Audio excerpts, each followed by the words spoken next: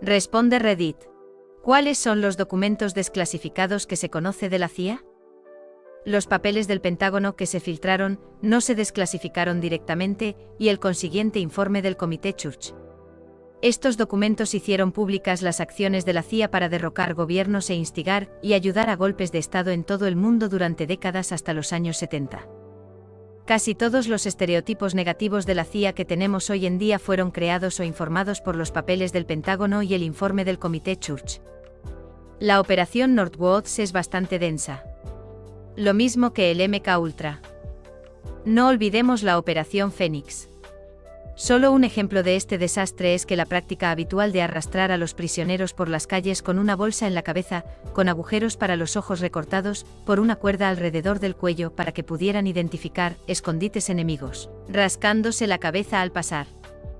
Más tarde estos escondites eran asaltados y todos los que se encontraban en su interior eran masacrados sin hacer preguntas. Si lees eso y piensas, oye, eso parece una buena manera de quitarle la vida a un montón de gente inocente y no una buena manera de encontrar escondites enemigos, bueno. Sí. Edit. En realidad se llamaba Programa Fénix en lugar de Operación Fénix. Y sí, nunca sabremos la verdad sobre lo horrible que fue MK Ultra. No sé qué pasaba por su cabeza. ¿Y si torturamos a gente inocente al azar hasta que se vuelvan locos o sufran lesiones físicas y psicológicas incapacitantes en la búsqueda de aprender a controlar la mente de las personas? Bueno, nunca aprendieron a controlar la mente de la gente, pero de seguro que arruinaron la vida de mucha gente y malgastaron millones de dólares siendo unos malditos supervillanos. Uno que me resulta relativamente gracioso es el del gatito acústico. Es una locura, documentos desclasificados de la CIA enlazados al final de la página de Wikipedia. Básicamente pusieron un micrófono y una radio en un gato e intentaron soltarlo en la embajada soviética para que deambulara escuchando a escondidas, ya que nadie sospecha de un gato errante. Analizar toda esa cinta sería desalentador, aunque era lo largo de una semana, tendría 6 días enteros de nada, en los que el gato simplemente dormía al rayo del sol, y 8 horas de funcionarios rusos diciendo PSSS PSSS PSSS. La mayor parte del resto serían probablemente gritos al gato en ruso por haber vuelto a tirar el vaso de vodka. Otro sería la guerra psicológica en Filipinas en los años 50. La CIA llevó a cabo una investigación para averiguar qué tipo de mitos y supersticiones tenía el pueblo filipino. Descubrieron que temían a los vampiros. En un momento dado, desbarataron un grupo secuestrando a un lugareño, quitándole la vida y poniéndole marcas de dientes en el cuello. Luego lo colgaron boca abajo para que sus amigos lo encontraran, lo que aterrorizó al pueblo.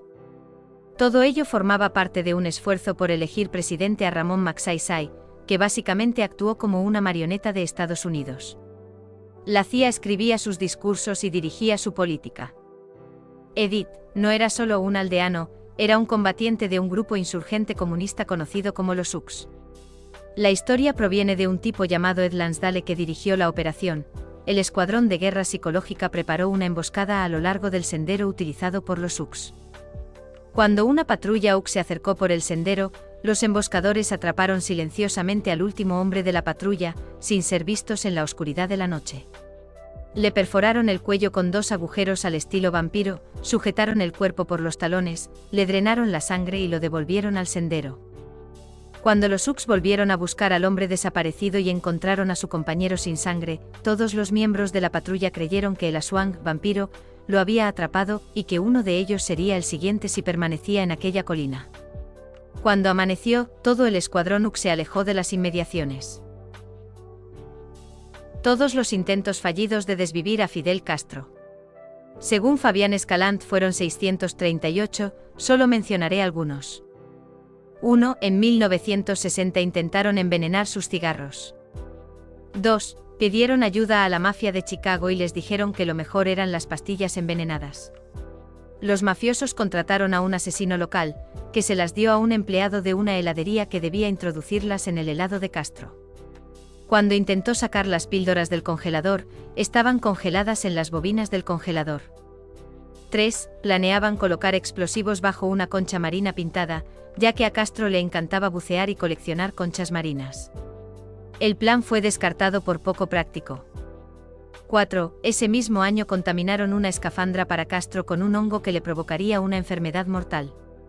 La persona encargada de ello, el abogado estadounidense James Donovan, que estaba negociando la liberación de rehenes tras la invasión de la Bahía de Cochinos, al final no pudo hacerlo. 5. Entrenaron a su amante para envenenarlo, pero ella se arrepintió. 6. Se les ocurrió la idea de James Bond de envenenarlo con una aguja diminuta conectada a un bolígrafo. El funcionario que debía herirlo de gravedad con la aguja tiró el bolígrafo porque temía que la aguja lo envenenara a él mismo accidentalmente. 7. Y último, pero no por ello menos importante, tuvieron la idea de atacar a su carácter rociando un producto químico similar a una sustancia conocida en el estudio de radiodifusión donde pronunciaba sus discursos. La idea era que pareciera confuso e incapaz de gobernar. El plan se abandonó porque el producto químico era poco fiable. Y por supuesto Castro no era un genio que esquivaba asesinatos, tenía un agente doble en la CIA que le daba información. Sin embargo, en algunos casos en los que había mujeres, las engatusaba para que abandonaran sus planes. Y a algunos tipos les parecía deshonroso atacar cobardemente, ya que luchaba en primera línea con sus hombres sin esconderse. Había respeto por él incluso entre sus enemigos, lo que lo hacía más difícil. Como que era un maldito que caía bien y no un psicópata violento ni malvado, las mujeres le adoraban, era un tipo tan genial y nadie quería ser quien lo atacara a sus espaldas. Operación Sea Spray, experimento secreto de guerra biológica de la Marina estadounidense de 1950 en el que se rociaron las bacterias Serratia marcescens y Bacillus globigii sobre la bahía de San Francisco, California, para determinar la vulnerabilidad de una ciudad como San Francisco a un ataque con armas biológicas. Entre 1949 y 1969, se realizaron 239 pruebas de agentes biológicos al aire libre. En 80 de esos experimentos, el ejército dijo haber utilizado bacterias vivas que sus investigadores de entonces consideraban inofensivas. Dato no tan divertido. S. marcescens es el causante de la mugre rosácea de las duchas y baños. Tuve un miembro de la familia que tenía una ictus desagradable después de la cateterización para dar a luz, y después de unas cuantas rondas fallidas de antibióticos. Finalmente hicieron un cultivo adecuado y una pantalla de antibióticos para revelar ese marcescens y el medicamento correcto para usar. La resistencia a los antibióticos da miedo, y cada vez va a peor. También el indulto de los japoneses que dirigieron la Unidad 731 a cambio de sus hallazgos. Realizaron innumerables experimentos en prisioneros de guerra humanos vivos. Cortaron miembros para probar la pérdida de sangre, les inyectaron enfermedades y vieron cómo progresaban si no se trataban, viviseccionaron a estos mismos individuos, y otras cosas realmente asquerosas que no tengo estómago para escribir. Puedes buscar el resto en Google. El gobierno estadounidense consideró que era más importante tener esa información en manos estadounidenses que dejar que fuera a parar a manos rusas, o que se perdiera. Nunca más se podrían llevar a cabo ese tipo de experimentos, y con razón, así que lo consideraron el menor de los males. Excepto que las notas eran basura y los experimentos eran casi inútiles. Así que no era nada. Vertemos chocolate caliente en los cerebros de los gemelos y veamos si sueñan con la Navidad. Hay un sitio web que está dirigido por un tipo llamado John Greenwald, comenzó a poner en las solicitudes de la FOIA cuando tenía 15 años y nunca se detuvo.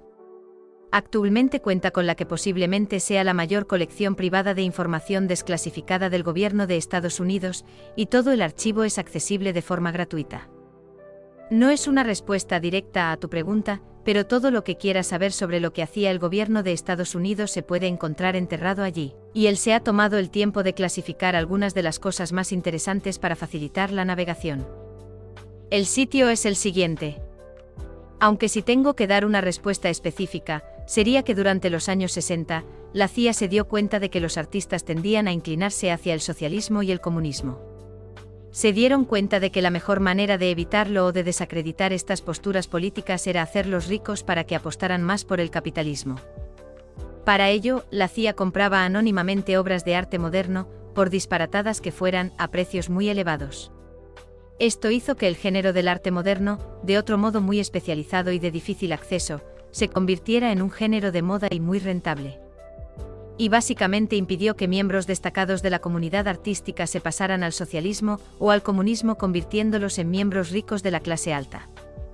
El estereotipo del artista fue creado literalmente por la CIA, que inyectó dinero en los bolsillos de figuras prominentes y les permitió desacreditar su activismo político convirtiéndose en parodías indulgentes de sí mismos. El proyecto Paperclip, que lleva a antiguos científicos nazis de Alemania a Estados Unidos con la esperanza de vencer a los soviéticos en la carrera espacial. La CIA comprobando lo que sabemos. Solo asegurándose de que ya no te estás centrando en esa brecha salarial y jubilación. Alienígenas, sí, definitivamente no se extraen órganos de personas pobres de países rotos para los ricos, es por eso que tenemos todas sus muestras de ADN y sangre para asegurarse de que son compatibles con el receptor rico. También el famoso MK-Ultra, pero desafortunadamente los únicos documentos que tenemos son de un espacio de almacenamiento externo que los oficiales de la CIA olvidaron. También el documento de la CIA que dice que la estructura política de la URSS no era un gobierno de un solo hombre, o el que habla de cómo el Tíbet era un remanso feudal. ¿No fue el Unabomber supuestamente un resultado de MK-Ultra? Recuerdo que había un documental sobre él y cómo participó en él debido a que estaba en Harvard en esa época. Y la experiencia Gateway. Eso es una locura. Documento desclasificado de 1983 que detalla el uso de la CIA de la resonancia armónica para acceder al plano astral. Describe cómo la CIA utilizó la proyección astral para crear campos de fuerza alrededor de bases militares, visitar el futuro e incluso hablar con Dios literalmente. Llaman a Dios el absoluto, que según ellos es todo el universo compilado en un único punto durante un único momento en el tiempo, tras el cual el universo vuelve a expandirse. En serio, lee todo eso si de verdad te gusta lo espeluznante y lo inexplicable. El menú de campo de sabotaje simple realizado por la Oficina de Servicios Estratégicos, que era la CIA antes de que se les diera el nombre. Una guía sobre cómo hacer sabotaje simple en la URSS. Curiosamente, su guía sobre cómo los gerentes pueden sabotear el trabajo suena muy parecido a cómo trabajan muchas empresas hoy en día. 1. Exigir órdenes por escrito. 2. Malinterpretar las órdenes. Hacer preguntas interminables o enzarzarse en una larga correspondencia sobre dichas órdenes. Discuta sobre ellas cuando pueda. 3. Haga todo lo posible por retrasar la entrega de los pedidos. Aunque partes de un pedido estén listas de antemano, no lo entregue hasta que esté completamente listo. 4. No pida nuevos materiales de trabajo hasta que sus existencias actuales estén prácticamente agotadas, de modo que el más mínimo retraso en la entrega del pedido suponga un cierre. 5. Pide materiales de alta calidad que sean difíciles de conseguir. Si no los consigue, discútalo. Advierta de que unos materiales de calidad inferior significarán un trabajo de calidad inferior. 6. A la hora de asignar el trabajo, firma siempre primero los trabajos sin importancia. Procure que los trabajos importantes se asignen a trabajadores ineficaces de máquinas deficientes. 7. Insista en un trabajo perfecto en los productos relativamente poco importantes, devuelva para repasar los que tengan menos defectos. Apruebe otras piezas defectuosas cuyos defectos no sean visibles a simple vista. 8. Cometer errores en las rutas para que las piezas y los materiales se envíen al lugar equivocado de la planta. 9. Al formar a nuevos trabajadores, dar instrucciones incompletas o engañosas. 10. Para bajar la moral y, con ella, la producción, ser demasiado agradable con los trabajadores ineficaces, dar ascensos inmerecidos. Discriminar a los trabajadores eficientes, quejarse injustamente de su trabajo. 11. Celebrar conferencias cuando hay trabajo más crítico que hacer. Entre otras más. El proyecto Azorian fue una operación de la CIA para recuperar los restos del submarino soviético de misiles balísticos K-129 de clase Golf. Se hundió en el Pacífico Norte mientras patrullaba, descansando en el fondo marino a unas 3 millas de profundidad. La CIA y el Departamento de Defensa creían que una operación de salvamento permitiría recuperar torpedos nucleares, libros de códigos y material criptográfico. Pero los soviéticos patrullaban a menudo el lugar para impedir que los estadounidenses hicieran exactamente eso. Henry Kissinger ordenó a la CIA que colaborara con Howard Hughes en la creación de una empresa de minería de aguas profundas con bandera de Flase, lo que supuso la construcción de un enorme buque llamado USNS Hughes Glomar Explorer. Tenía la apariencia externa de un buque de minería de aguas profundas, pero en su interior se ocultaba una enorme piscina lunar con una garra gigante que se bajaría para agarrar los restos del naufragio y sacarlos a la superficie. Al parecer, el pecio quedó atrapado, pero la garra sufrió una avería a medio camino, lo que provocó que una parte del casco volviera a caer al fondo marino.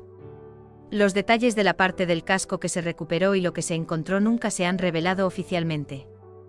Kissinger autorizó un segundo intento, pero antes de que pudiera llevarse a cabo, el Los Angeles Times publicó una historia sobre la operación, supuestamente procedente de un memorándum que formaba parte de un alijo de documentos robados de una oficina de Hughes unos meses antes. Una vez descubierta la operación, la Armada Soviética estacionó destructores en el lugar para impedir que los estadounidenses volvieran a intentarlo, y Kissinger finalmente canceló cualquier plan de nuevos intentos.